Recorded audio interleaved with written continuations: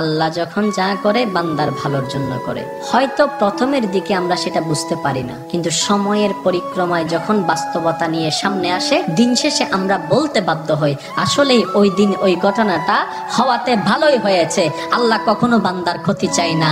আল্লাহ যদি ক্ষতি চাইতেন সকালের নামাজ না পড়ার কারণে কান্না করে দিতে পারতেন, যদি আল্লাহ ক্ষতি চাইতেন দুপুরে নামাজ না পড়ার কারণে ল্যাংড়া করে দিতে পারতেন।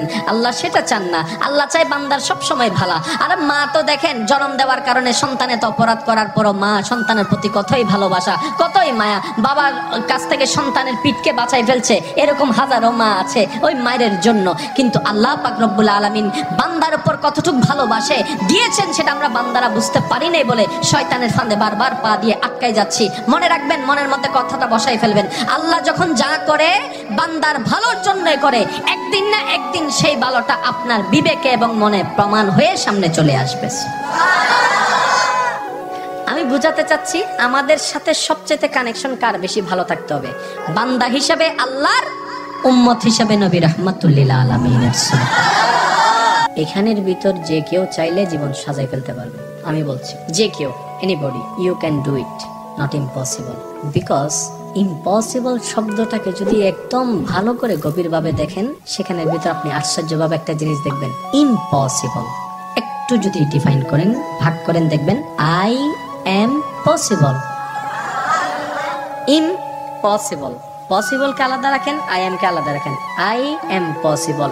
ইম্পসিবল শব্দটাই আপনাকে জানান দিচ্ছে আমি অসম্ভব নয়, যদি রবের রহমত থাকে আমি তোমার জন্য সম্ভব।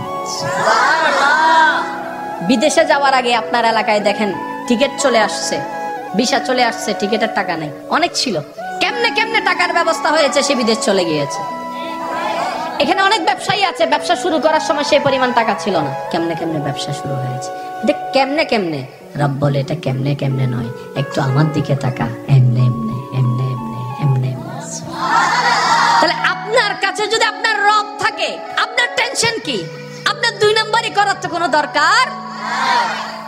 এই রমজানকে সামনে রেখে অনেকে দ্রব্যমূল্যের দাম বাড়ানোর জন্য কত চালাকি করছে, গুদামজাত করছে। আমি তাদের উদ্দেশ্যে শ্রদ্ধার সাথে একটা কথা বলবো, ভাইয়া জীবনে হয়তো অনেক করেছেন, আপনি এই কারণেই করছেন 2টা টাকা 5টা টাকা লাভ বেশি হবে। তো এই সেক্টরে না হয় আপনার 10,000 টাকা 10 কোটি টাকা লাভ হলো, অন্য সেক্টরে যদি 20,000 কোটি টাকা খরচ হয়ে যায় তখন কি করবে?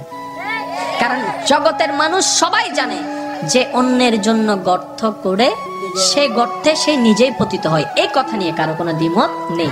যে অন্যের কষ্টের কারণ হয় সে নিজের জীবনে কষ্টকে দাওয়াত দেয়, এই কথা নিয়ে কারো কোনো দ্বিমত নেই। আপনি ধর্মের কথা বাদ দেন, একজন মানুষ হিসেবে চিন্তা করে দেখেন স্বামী স্ত্রীর সম্পর্কটা কেমন জানেন?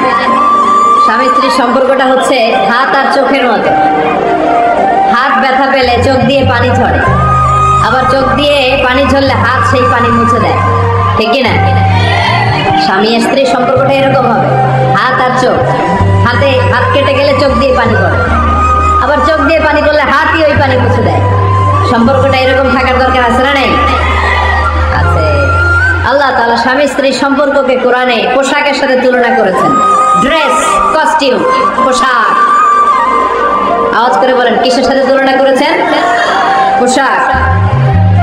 কেন পোশাকের সাথে তুলনা করলেন? কারণ পোশাক মানুষের লজ্জাস্থানের হেফাজত করে। ইট কভারস আওয়ার প্রাইভেটস। পোশাক, ড্রেস এন্ড কস্টিউম এটা আমাদের লজ্জাস্থানকে ঢেকে রাখে, আমাদের ঈমান বাঁচায়। তেমনি স্বামী তার স্ত্রীর চরিত্র হেফাজত করে। নবী করিম সাল্লাল্লাহু আলাইহি ওয়াসাল্লাম সবার সামনে দাঁড়িয়ে দীর্ঘ 23 বছর অক্লান্ত পরিশ্রম করে দাওয়াতি মিশন কমপ্লিট করার পরে সবাইকে সমবেত করে একটা হজ করলেন। হজ করার পরে তিনি গুরুগম্ভীর কণ্ঠে বলছেন, হৃদয়ের সমস্ত আবেগ বের করে দিয়ে বলছেন, হে জনগণ, আইয়ুহান নাস, হে জনগণ, আমি জানি